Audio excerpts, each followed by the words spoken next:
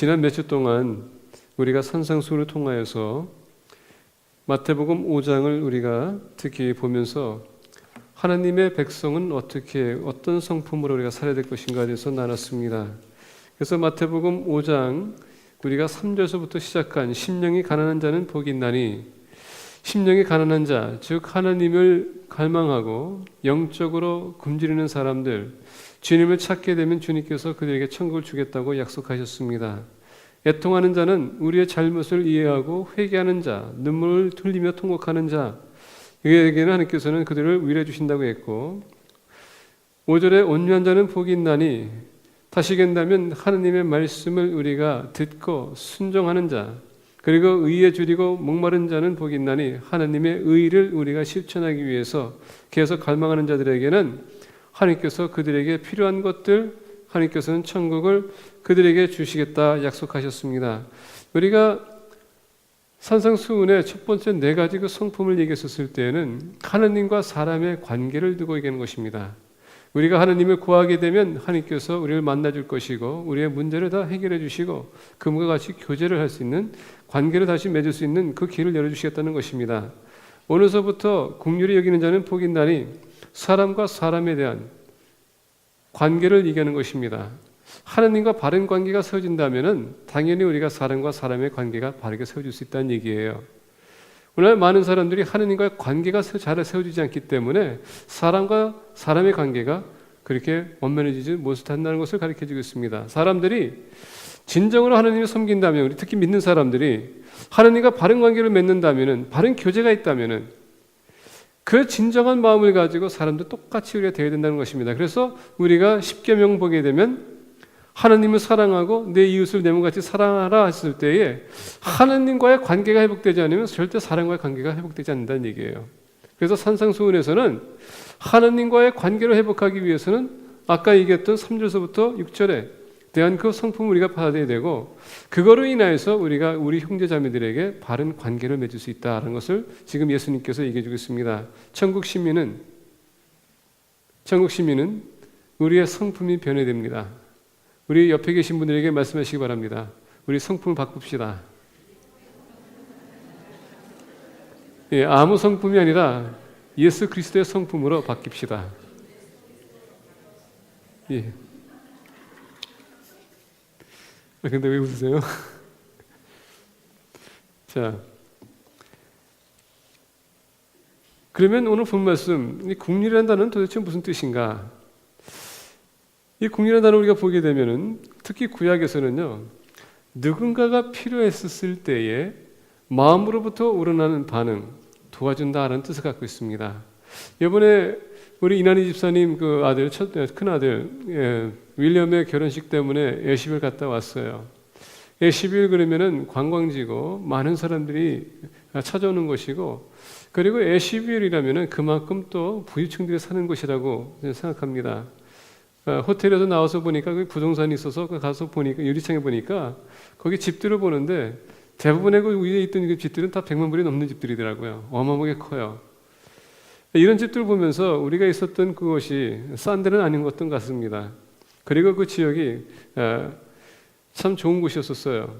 근데 결혼식을 이제 우리가 이제 진행하기 위해서 주일날 저 먼저 예식장에 먼저 죄송합니다. 토요일날 예식장에 저 먼저 갔어요. 브라더 이제 그 윌리엄의 동생과 그리고 브라더 스미트 그 아버지가 같이 이제 가는데, 가다 보니까는 그 한 길에서 어떤 남자가 기타를 치면서 노래하고 있더라고요. 근데 이렇게 그거 보니까는 기타 케이스가 바로 옆에 있었고 딱 뚜껑이 열려 있는데 거기에 자그마한 그 한 카드가 하나 있더라고요. 그거 보니까 Show Mercy, 긍휼을 보이소서 하면서 Anything will help, 어느 무엇이든지 도와줄 것입니다 라는 그런 이제 문구가 있는 카드가 있었고, 보니까 거기에 돈이 이렇게 탁 있더라고요. 아니, 이런 지역에서도 저런 사람들이 있는가? 그래서 이제 가서 이제 그 예식장에 이제 도착했습니다. 원래 1시에 이제 다시 한번 연습한다고 해서 이제 기다리다가 안 할게 바깥에 좀 나가서 좀 바람 쐰다고 갔습니다. 다니다 보니까 또 어떤 사람이 또 바이올린을 치고 있어요. 똑같은 문구로 Anything can help. 그러면서 옆에 보니까 또 이제 어떤 사람은 또 연세가 많으신 분인데 또 백파이브를 가지고 누리면서 또 똑같이 이제 그런 문구가 있더라고요. 그래서 생각하면서 이 사람들은 그렇게 돈이 없는 사람도 아닌 것 같고 그들의 이제 그 예술적인 감각을 사람들에게 보이면서 아마 좀 거기에 이제 동정을 얻기 위한 그런 수단 방법이구나 이렇게 생각했는데 하나같이 그 단어를 보게 되면 show mercy, have mercy, anything will help 이런 단어가 있습니다. 거기에 반응하는 사람들은 보니까 1불씩 또는 2불씩 이렇게 누고 가십니다. 근데 어떤 사람 보니까 5불짜리가 있더라고요. 갑자기 순간이 들었으면서 5불짜리면 이거 짭짤한 수입인데 그런 생각이 들었습니다. 어쨌거나 거기는 여러분 반응이 그러니까 어떤 사람이 필요가 있기 때문에 그런 사인을 보여주고 거기에 퍼포먼스하다 보니까 사람들이 느껴서 거기에 반응은 뭡니까? 서포트 주는 것. 이것이 바로 긍휼히 여긴다는 뜻입니다. 신약에서는 또 이렇게 어떻게 얘기하냐면 신약에서는 킹제임스에서는요 loving kindness 또는 kindness, love, unfailing love 끊임없는 사랑 이런 뜻을 갖고 있습니다. 그리고 어떤 충성심을 갖고 또 어떤 성경구절에서는 또 얘기합니다. 여기서 mercy라는 단어는 많은 그 신학자들이 이 단어를 가지고 여러 가지 차원에서 어떻게 해석할 것인가라는 그런 많은 그런 설이 있습니다. 어쨌거나 이것을 쭉 보게 되면 우리는 사랑으로 보답하는 것을 갖다 긍휼이라는 뜻을 우리가 정의를 내릴 수 있습니다. 누군가가 필요한 사람에게 마음으로 우러나서 그 사람을 도와주는 것 이것이 바로 긍휼히 여긴다라는 뜻이에요. 그래서 우리가 오늘 본 말씀 보게 되면 긍휼히 여기는 자는 복이 있나니 도대체 그러면 이것은 무슨 뜻인가? 여러분 우리가 사람으로서 도와줄 수 있는 것은 한계가 있습니다. 우리가 부자라면은 갑부라면은 이렇게 많이 도와줄 수 있겠죠. 근데 우리 모두가 다 부자가 아니에요. 우리 다 부족합니다. 넉넉하지 못해요. 있는 거 안에서 우리가 도와줄 수 있기 때문에 우리 도움은 한계가 있다는 얘기입니다. 육신적으로나 정신적으로나 영적으로도 우리가 한계가 있어요. 근데 여러분 왜 영적인 차원에서 본다면은 하나님 안에서는 불가능한 것이 없다고 했습니다. 그러면 주님 안에서는 우리가 많은 것을 할 수 있다는 얘기예요. 꼭 물질적으로만 우리가 사람들에게 긍휼을 베풀 것이 아니라는 얘기입니다. 여러 가지 차원에서 우리가 할 수 있다는 얘기예요. 그럼에도 불구하고 아까 말씀드린 것처럼 우리 사람은 한계가 있습니다. 그리고 더 나아가 아까 신학자들이 말씀한 것처럼 어떻게 이것을 해석할 것인가? 긍휼이라는 단어를 우리 잘 모르는 찰나에 어떻게 우리가 다른 사람을 바르게 우리가 도와줄 수 있을까? 그것 또한 힘들게 우리가 생각해 봐야 되고 해석해 볼 필요가 있다는 것입니다. 자, 이런 여러 가지 차원에서 우리가 해석하다 보면은 어떻게 우리가 긍휼을 베풀어야 되는지 모를 수가 있고 그러다 보니까 포기하는 사람도 많다는 것입니다. 어쨌거나 여러분 이 긍휼이라는 것은 근거는 하나님부터 온다는 것을 우리가 이해해야 됩니다. 긍휼히 여긴다는 것은 이 긍휼 이것은 하나님의 성품입니다. 구약에 우리가 하나님의 성품을 보게 되면 faithful, mercy가 하나님의 성품이 하나 속해 있습니다. 그래서 이 긍휼함은 하나님부터 온다는 것을 우리가 먼저 이해해야 될 필요가 있고요. 거기서부터 우리가 출발해야 될 필요가 있다고 생각합니다. 자, 하나님의 그 긍휼하심을 우리가 좀 이해하기 위해서는 구약으로 우리가 좀 가야 될 것 같아요. 구약에 가게 되면 하나님께서는 모세를 통하여서 이스라엘 백성들을 애굽에서 자유를 시켰습니다. 그리고 하나님께서 지시한 약속의 땅 가나안 땅으로 인도하고 있었습니다. 자, 하나님께서는 이스라엘 백성들을 애굽에서 이제 나오면서 모세를 시내산에 불렀습니다. 그리고 하나님께서는 시내산에서 모세에게 하나님께서 그들과 함께 있을 수 있는 쳐서 성막을 지라고 명령하십니다. 자, 근데 여러분 성막을 질 때는 그냥 아무렇게 지는 것이 아니라 너가 생각나로 지는 것이 아니라 너가 원하는 대로가 아니라 하나님께서 모세에게 어떻게 정확하게 성막을 지어야 되는지 지시를 냈다는 것입니다. 하나님을 여러분 순종한다면 우리가 부분적으로 순종하는 것이 아니라 하나님의 말씀을 우리가 순종할 때는 하나님께서 정확하게 어떻게 순종할 것을 말씀을 주신다는 얘기예요. 그러면 그 말씀을 우리가 받아들이되 순종하는 마음으로 정확하게 하기 위해서 노력을 해야 된다는 얘기입니다. 물론 하나님은 아세요. 우리가 연약하기 때문에 실수할 수도 있어요. 그렇기 때문에 하나님께서는 또 용서가 있다는 것입니다. 모세에게 성막을 지라고 얘기하십니다. 자, 성막을 보게 되면 항상 여러분 성막의 입구는 동쪽으로 향합니다. 왜냐하면 메시아가 동쪽에서부터 오기 때문에. 그러면서 문은 하나예요. 요새는 다원주의들이 많습니다. 모든 종교는 하나님께로 간다고. 근데 여러분 성막의 그 문이 하나라는 그 원리는 뭔지 아십니까? 구원은 오로지 한 길이라는 것입니다. 다양한 것이 아니라 오로지 예수 그리스도 외에는 없다는 것을 가르쳐주기 위해서 하나님께서는 문을 하나로 만들라고 했습니다. 자, 성막에 들어가게 되면은 거기에는 번제단이 있습니다. 번제단은 뭡니까? 사람이 죄를 졌거나 하나님께서 여러분 또 펠로십 어프링 줄 때에 제물을 바쳐서 그 번제단을 올려야 됩니다. 그리고 살아야 됩니다. 그러면은 그 뭐 상징하냐? 예수 그리스도의 십자가의 사건을 얘기하는 것입니다. 우리를 위해서, 우리 죄를 위해서 담당하기 위해서 예수님께서 십자가 지심, 그 번제단이 십자가의 사건을 상징하는 것입니다. 그러면 여러분 그 번제단을 지나가게 되면 물두멍이 있습니다. 물두멍은 정결함을 나타내는 것입니다. 대제사장이나 제사장이 성소에 들어가기 위해서는 발과 손을 씻어야 되는데 그것은 그들의 죄를 깨끗하게 씻는 그런 정결한 차원에서 씻는 것입니다. 자, 그러면 그들이 씻자마자 이제 들어가게 되면 성소가 있어요. 근데 여러분 성소에 있는 모든 기구를 얘기하다 보면 시간 다 지나갈 것 같아. 상략하고 지성소로 들어가기 원합니다. 휘장이 있습니다. 지성소 열게 되면 1년에 딱 2번씩 대제사장이 들어갈 수 있어요. 어느 제사장이 들어갈 수 없고 오로지 대제사장만 들어갈 수 있습니다. 근데 이 대제사장이 들어갈 수 있는 두 가지 조건이 있는데 그것은 뭐냐? 1년에 한 번씩 대제사장의 죄를 그가 사함받기 위해서 지성소에 들어갈 수 있어요. 아니면은 이스라엘 백성들의 죄를 위해서 대제사장이 대표이기 때문에 하나님 앞에 그들의 사함을 받기 위해서 들어가는 것입니다. 근데 이 대제사장이 들어갈 때마다 그 지성소에 들어갈 때마다 피를 가지고 들어갑니다. 짐승의 피. 그리고 짐승의 피를 7번씩 뿌리는 것입니다. 왜냐하면 피는 용서함을 구하는 것이기 때문에. 근데 여러분 피를 뿌리고 난 후에 이 대제사장이 거기 안에 보게 되면 법궤가 있습니다. 법궤를 보게 되면 아카시아 나무를 만들었습니다. 그리고 금을 갖다가 둘러쌌어요. 근데 그 법궤 안에 뭐가 있습니까? 법궤 안에 보게 되면 모세가 하나님께서 모세에게 준 그 10계명 돌판 2개 그리고 아론의 쌍난 지팡이 그 다음에 만나 그래 담근 만나를 그 안에도 집어넣습니다. 이 세 가지는 뭘 얘기하냐면요, 이스라엘 백성들이 하나님 말씀을 어기는 죄, 더 나아가서 하나님께서 세운 지도자를 어기는 그 지도자를 어겼던 그 죄, 더 나아가서 하나님 말씀 만나에 대한 실증냈던 그 죄, 이것을 하나님께서는 그 법궤로 덮었다는 것입니다. 다시 얘기한다면 이 언약궤, 이 법궤는 하나님의 죄가, 사람들의 죄가 가득히 있는데 하나님께서 그 국률로 덮었다는 얘기예요. 그래서 어느 누구도 그 뚜껑을 열 수가 없었습니다. 근데 그 뚜껑 위에 보게 되면 천사 둘이 있습니다. 이 법궤는요 하나님의 보좌를 상징하는 것입니다.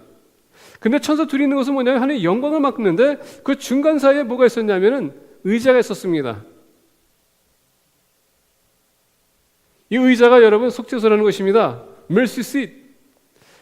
대제사장이 자기의 죄를 위해서, 이스라엘 백성들의 죄를 위해서 그가 1년에 2번씩 올라가서 그 속죄소에 그가 앉았을 때에 하느님이 그 제사장을 용서했다면은 그는 살아서 걸어 나오는 것입니다.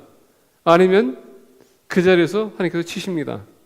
그러면 뒤에 있었던 성소에 들어올 수 없는, 지성소에 들어올 수 없는 그 제사장들이 그 대제사장의 시체를 밧줄로 끌어내야 되는 것입니다. 그 속죄소가 여러분 바로 하나님의 긍휼하심이 임했다라는 것입니다. 하나님은 긍휼하신 하나님이시라는 얘기예요. 하나님은 용서하기 원하신다는 것입니다. 그래서 대제사장이 하나님 앞에 나가는 것입니다. 그래서 우리가 히브리서를 보게 되면 이런 얘기 있습니다. 히브리서 10장 1절부터 4절 보게 되면, 제가 한글까지 오늘 다 비춰줬는데 그냥 영어만 나왔네요. 율법은 장차 올 좋은 일의 그림자일 뿐이요 참 형상이 아니므로 해마다 늘 드리는 같은 제사로는 나오는 자들을 언제나 온전케 할 수 없느니라. 그렇지 아니하면 섬기는 자들이 단번에 정결하게 되어 다시 죄를 깨닫는 일이 없으리니 어찌 제사 드리는 일을 그치지 아니하였으리요. 그러나 이 제사들에는 해마다 죄를 기억하게 하는 것이 있나니 이는 황소와 염소의 피가 능히 죄를 없이 하지 못함이라. 다시 얘기한다면 구약시대 때의 대제사장이 지성소에 들어가서 피를 뿌리고 사제를 구해도요, 그건 영원히 사제를 구하는 것이 아니라 단 1년에 한 번씩 사제를 구했고 계속 죄를 기억하게 했다는 것입니다. 그러다 보니까 대제사장들은 계속 번제를 드리는 것이고 이스라엘 백성도 계속 번제를 드리는 것입니다. 왜? 제사함을 얻어야 되기 때문에. 근데 그 제사함은 여러분 하나님의 긍휼함을 입었다는 얘기시거든요. 그래서 제사함이라는 것은 여러분 긍휼하심이라고 여러분 같이 연결이 되는 것이며 똑같은 의미예요. 하나님이 우리 용서하지 않는 한, 하나님께서 우리 긍휼을 베풀어 주지 않는 한 우리는 절대 여러분 용서받을 수 없는 것이고, 용서받을 수 없는 사람은 절대 영생이 없다는 것입니다. 근데 이것을 하나님께서는 해결해 주기 위해서 히브리서 10장 15절부터 22절 보면 이렇게 얘기합니다. 또한 성령이 우리에게 증언하시되, 저만 혼자 읽으니까 좀 재미가 없는 것 같아요. 그렇죠? 그래서 히브리서 우리 10장 15절부터 22절 보겠습니다.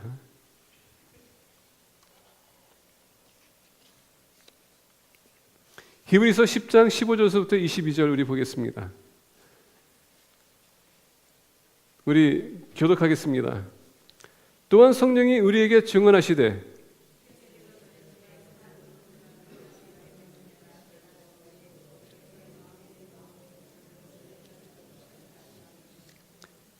또 그들의 죄와 그들의 불법을 내가 다시 기억하지 아니하리라 하셨으니,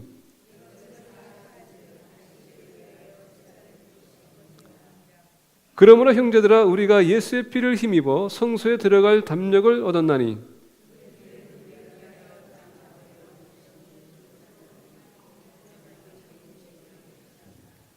또 하나님의 집 다스리는 큰 제사장이 계심에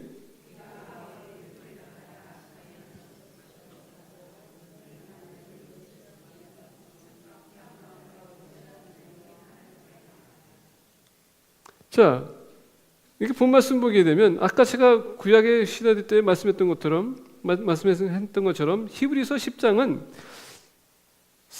히브리서 저자가 그 성소에 지성소에 들어가서 모든 행위 다시 한번 그들에게 설명해 주는 것입니다. 그것이 무슨 뜻인지. 그리고 우리가 히브리서 10장 1절에 보게 되면 율법은 장차 올 좋은 일의 그림자일 뿐이요, 다시 얘기한다면 이 그림자라는 것은 예수 그리스도께서 그 모든 제사함 단번에 십자가를 지심으로 말미암아 그 모든 것을 완벽하게 이룰 거라는 것을 상징했다는 것입니다. 자, 다시 얘기한다면은 예수님이 여러분 이 땅에 오셨던 이유는 다른 것이 아닙니다. 우리를 긍휼히 여기셨기 때문에 우리의 죄를 용서해 주기 위해서 주님께서 이 땅에 오셨다는 얘기예요. 십자가를 지셨다는 것은 다른 것이 아닙니다. 하나님의 긍휼하심이 우리에게 나타났다는 얘기예요. 왜? 예수 그리스도를 믿는 사람은 그거로 인해서 용서를 받는 것이기 때문에. 하나님 우리 용서하기 원하세요. 긍휼을 베푸기 원하십니다. 왜? 그게 성품이시기 때문에.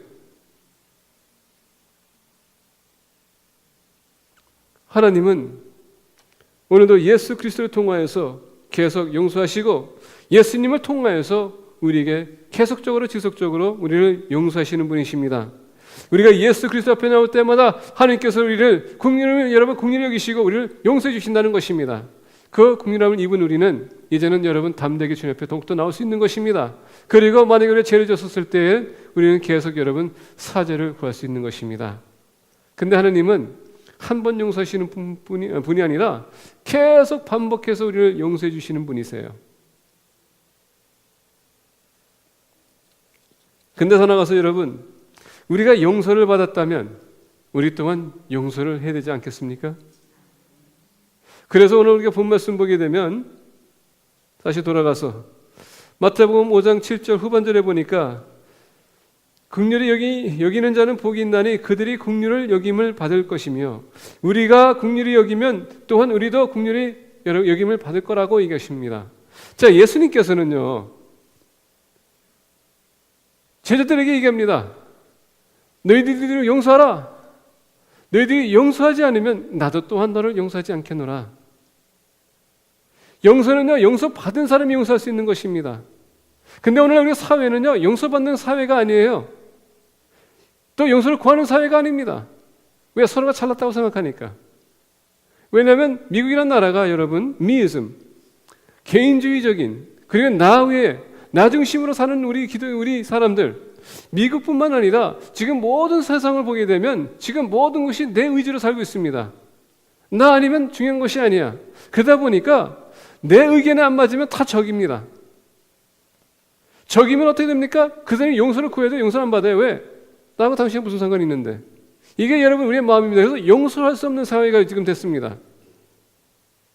용서를 하기 원치도 않고요, 용서 받기 원치도 않아요. 왜? Leave me alone. 그게 우리의 favorite motto입니다. 오늘날 나를 괴롭히지 말라, 나를 그냥 내버려두라. 여러분 같이 살면서 우리가 어떻게 우리가 그 사람을 그냥 둘 수 있겠습니까? 어떻게 관심을 안 가질 수 있겠습니까? 우리 사람은 관계로 우리가 존재할 수밖에 없는 존재들이에요. 관계가 없으면 우리는 죽습니다. 우울해서 죽습니다. 괴로워서 죽습니다. 외롭기 때문에 죽습니다.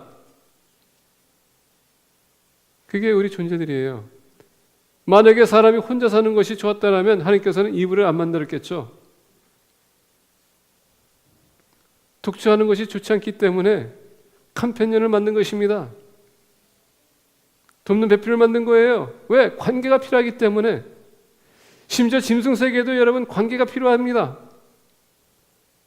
하물며 하느님이 사랑하는 자들이 관계가 더욱더 필요하겠죠. 관계를 유지할 수 있는 것은 여러분 서로가 용서할 수 있는 것입니다. 서로가 긍휼을 베푸는 것이에요. 그 긍휼을 베풀게 되면, 용서를 받았다고 느낀다면 많은 문제가 해결됩니다.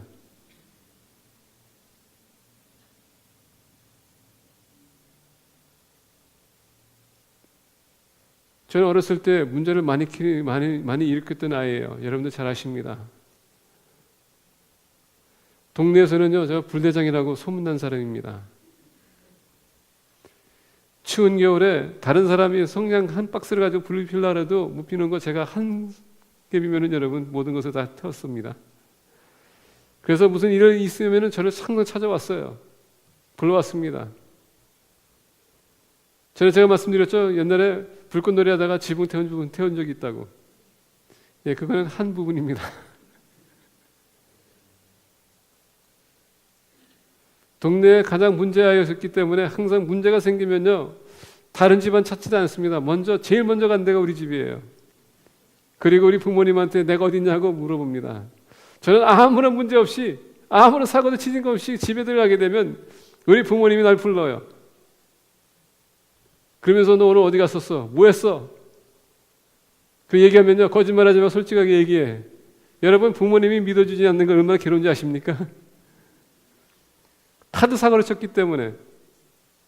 그리고서는요, 반 죽고 나서 그 다음에 다시 물어봅니다. 그럼 그때 눈물 흘리면서 안 했다고 얘기합니다. 그리고 설명을 자세히 해요. 내가 어디 있었고, 누가 있었고, 뭐 했었고.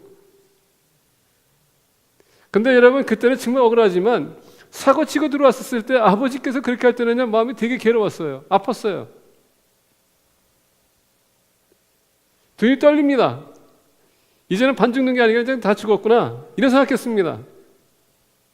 근데 가끔가다 아버님께서는 하도 이제 동네 사람들이 너무 우리 집에 찾아오니까 아버님한테 얘기합니다. 나 오늘 어디 있어? 뭐 했습니다. 그리고 어떤 때는요, 아버님께서 되게 괴로워하세요. 막내니까. 그러다가 아버지께 얘기합니다. 이렇게 해서 제가 잘못했습니다 하면은, 그래, 앞으로 이제 다시는 그렇게 하지 말라. 안 맞습니다. 그러면요, 오늘만큼은 내가 너를 안 때리겠다 하면은 왠지 이렇게 마음에 모든 무거운 다 여러분 다 떨어져 나가는지 기쁨이 찾아옵니다. 이게 여러분 기쁨이에요. 용서를 받는 것 그 자체가 얼마나 우리에게 기쁨을 주는지, 무거운 짐을 여러분 덜어주는지. 우리가 용서를 받고 용서하게 되면 이 모든 무거운 짐이 벗어나기 때문에 기쁨이 우리에게 온다는 것입니다. 예수님께서 우리를 보셨을 때에 얼마나 우리가 지금 악한지, 그리고 멸망의 길을 가고 있는지 주님께서 너무나도 잘 아셨어요. 아버지께서 너무 잘 아셨습니다. 근데 우리를 용서해 주기 위해서 요한복음 3장 16절 보게 되면, 세상을 이처럼 사랑하사 독생자를 주셨다고 했습니다. 왜? 우리가 멸망의 길을 가고 있는 것을 알고 계셨습니다. 긍휼히 계신 하나님께서 우리를 구원하기 위해서, 우리를 제사하기 위해서, 우리 용서해 주기 위해서 독생자 예수 그리스도를 보내셨다는 것입니다. 믿는 사람은 멸망하는 것이 아니라 여러분 영생을 얻는 것입니다. 그게 긍휼히 여기시는 하나님의 성품입니다. 하나님이 세상을 이처럼 사랑하사, 사랑한다는 단어가 여러분 전에도 말씀드렸습니다. 아가페 사랑이라고, 조건이 없는 사랑, 부족함을 채워주는 사랑, 희생하는 사랑. 그래서 주님께서 내가 너희들을 용서했으니 너희들도 용서하라. 너가 용서하지 않으면 나도 너를 용서하지 않는다. 왜? 긍휼하게 여러분 받은 사람은, 긍휼함을 받은 사람은 긍휼을 베풀 줄을 알아야 된다는 얘기입니다. 용서를 받은 사람은 용서할 줄을 알아야 된다는 얘기예요. 그런데 오늘날 용서를 받고 있음에도 불구하고 우리가 우리 형제자매를 용서하지 못하는 이유는 무엇입니까? 무슨 배짱으로 여러분들 용서를 안 하는 겁니까? 여러분들이 하나님보다 그렇게 대단하십니까? 아니죠. 괜히 하나님한테 은혜 받기 전에 여러분 정신 차리세요.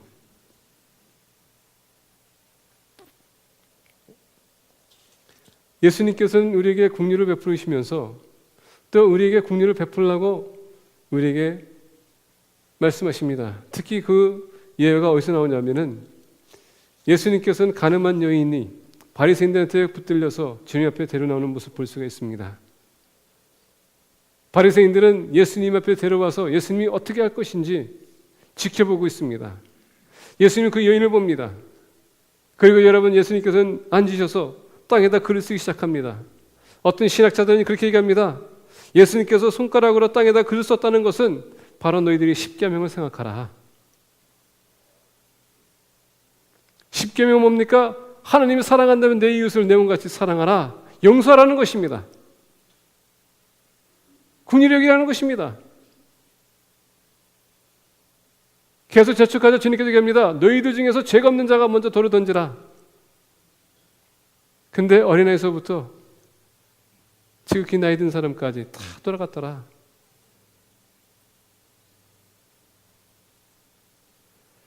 우리가 용서하지 못하는 것은 여러분 우리의 잘못을 모르기 때문에, 우리 잘못을 보지 않고요 남의 죄를만 우리가 보기 원하기 때문에 이런 문제가 생기는 것입니다. 우리는 죄인이에요. 누가 뭐라 해도 죄인입니다. 아무리 내가 완벽주의자라고 얘기한다 할지라도 여러분 죄는 있어요. 실수는 있습니다. 우리가 용서 안 하기 때문에 이렇게 세상이 더 여러분 시끄러워지는 것입니다. 용서가 없기 때문에 세상은 더욱더 강팍해지는 것입니다. 우리 믿는 사람들이 긍휼을 베풀 줄 알아야 돼요. 요한복음 13장 16절과 17절, 18절을 보게 되면 이렇게 얘기합니다. 17절, 하나님이 그 아들을 세상에 보내신 것은 세상을 심판하려 하심이 아니요 그런 말미암아 세상에 구원을 받게 하려 하심이라. 그를 믿는 자는 심판을 받지 아니하는 것이요. 무엇을 믿는 것? 주님을 믿는 것. 십자가 지신 건 뭡니까? 우리 죄사함을 주겠다는 것을 믿는 것. 이 믿는 사람들에게는 여러분 영생이 있는 것입니다. 구원이 있는 것이에요. 근데 그것을 믿는 사람들이 용서하지 못한다는 것은 여러분 그건 거짓말이라는 얘기입니다. 그리고 용서 못한다는 것은 이것을 믿지 못하고 있다는 얘기예요. 그래서 18절에 보게 되면 그를 믿는 자는 심판을 받지 아니하는 것이요 믿지 아니하는 자는 하나님의 독생자의 이름을 믿지 아니하므로 벌써 심판을 받은 것이니라. 우리 옆에 분에게 손을 잡아주시기 바랍니다. 서로 용서합시다. 서로 사랑합시다. 서로 은혜를 끼칩시다. 악이 되지 맙시다.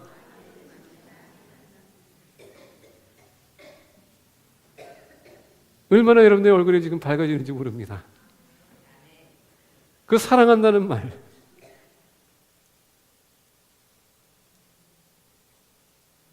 용서해 줬다는 말, 이런 말들이 여러분에게 기쁨을 줍니다. 그래서 긍휼히 여기는 자의 기쁨이 바로 거기서 나는 거예요. 내가 먼저 용서하고 내가 먼저 용서를 받는 것.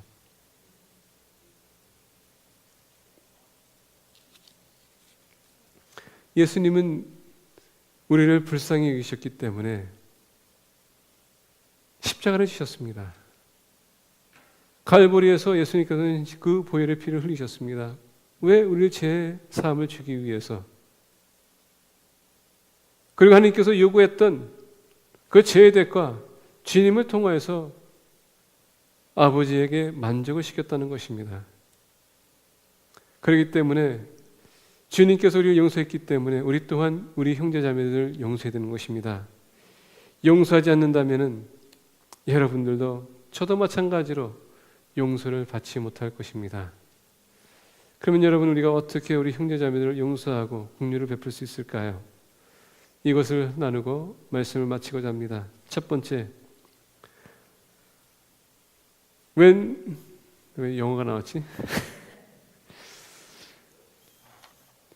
I'm always confused as to Korean and English and Korean.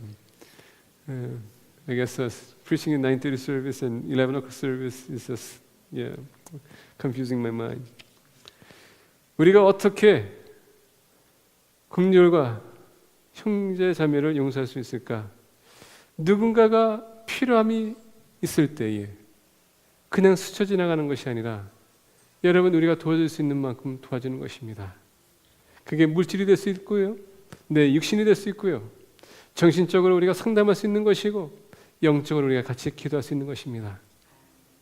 그럴 때에 그 홀로라고 생각하는 사람, 정말 필요하다고 생각하는 사람, 심령이 가난하다고 생각하는 사람, 우리로 인해서 그들은 그 부족함을 체험을 받을 거라는 것입니다. 두 번째로 우리가 할 수 있는 것은 용서한다면 그 사람을 용서해 주라는 것입니다. 다시 얘기한다면 용서한다는 것은요,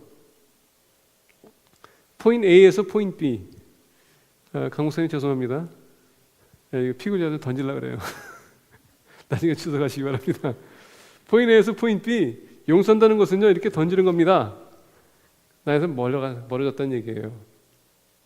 이제는 기억이 안 난다는 얘기입니다. 그게 용서예요. 오늘날 우리가 용서한다고, 전에도 얘기했지만 용서한다고 했는데 이 사람이 또 잘못했어.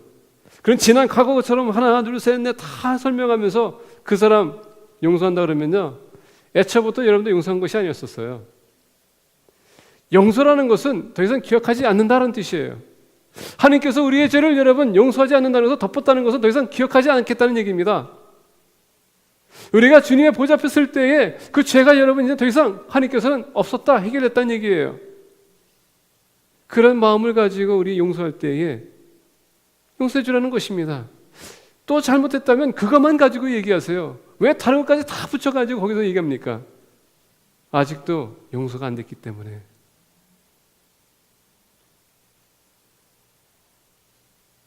여러분, 용서가 안 되게 되면 그 용서가 안 됨으로 두 가지 안 좋은 현상이 나타납니다.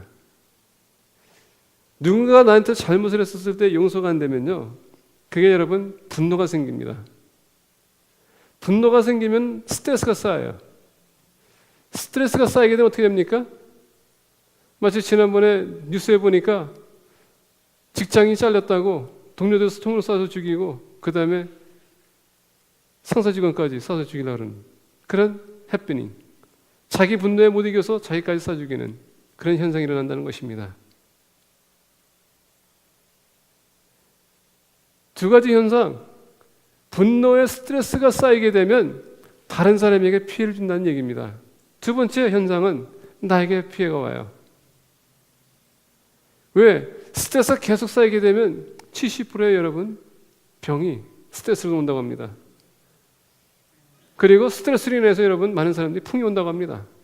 특히 혈압이 높으신 분들 주의하세요. 빨리 해결하세요. 저 같은 경우 심장마비까지 옵니다. 그렇다고 스트레스 받아서 심장마비가 있다는 건 아닙니다. 제가 얘기하고 싶은 것은 그거예요. 내가 분노가 생겨서 스트레스 쌓인다는 것은 결국은 나한테 좋지도 않고요, 다시 옆에 계신 분에게 좋지 않다는 얘기예요. 왜냐하면 분노라는 그 단어, angry라는 것은요, 전에도 말씀드렸습니다. 히브리 단어는 아니, 헬라어 단어는 숨을 멈추게 한다는 얘기입니다. 죽인다는 얘기예요.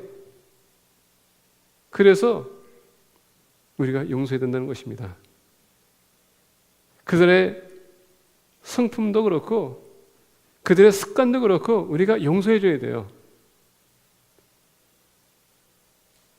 그래서 만약에 그 힘들다면은 이렇게 생각해서 저 사람은 구제불능이나 이렇게 생각하시면 돼요. 절대 구원할 수 없는 사람이구나 이렇게 생각하고 넘기라는 얘기입니다. 그래야지 마음에 편함을 주시지, 여러분 계속 쌓이고 있으면 결국은 여러분들에게 해가 온다는 얘기예요. 세 번째로, 우리가 국리를 베풀 거라면은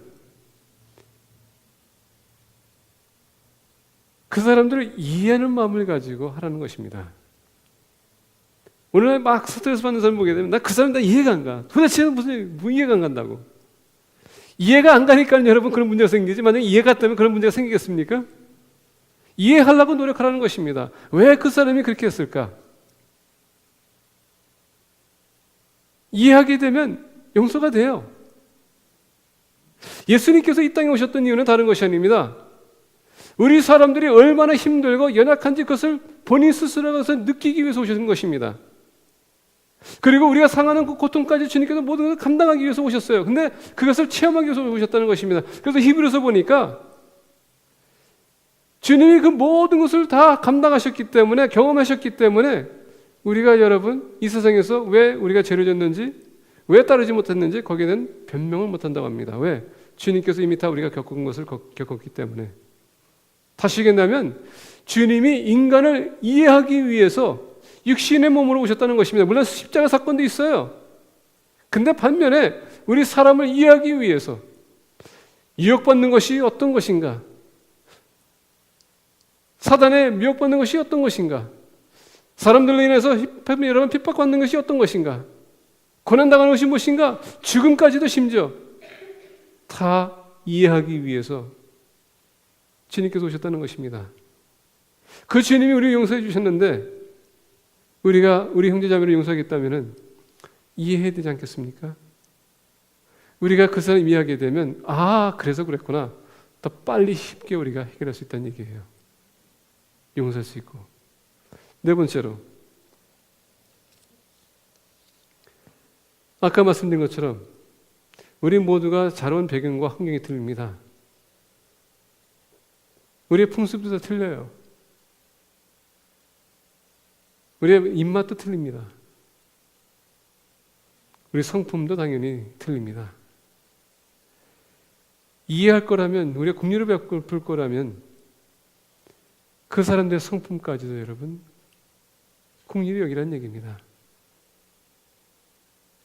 왜? 그렇게 자라왔기 때문에, 환경이 그렇기 때문에.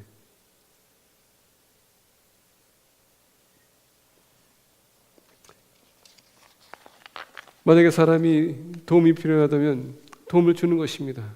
이해가 필요하다면 이해가 되는 것입니다. 만약에 연약하다면 우리가 그들을 여러분 손을 내밀고 우리가 그들을 세워주는 것입니다.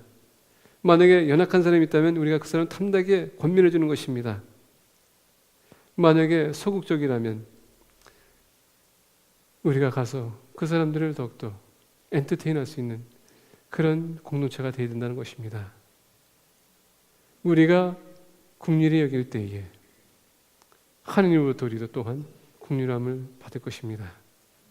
우리가 용서할 때에 하느님이 우리를 용서할 것입니다. 하느님에게 용서받으면 여러분 그거보다 더 기쁨이 어디 있겠습니까? 우리는 다 죄인입니다. 우리가 용서받았다면 우리 형제자매를 용서하시기를 예수 그리스도의 이름으로 간절히 축복합니다. 기도하겠습니다.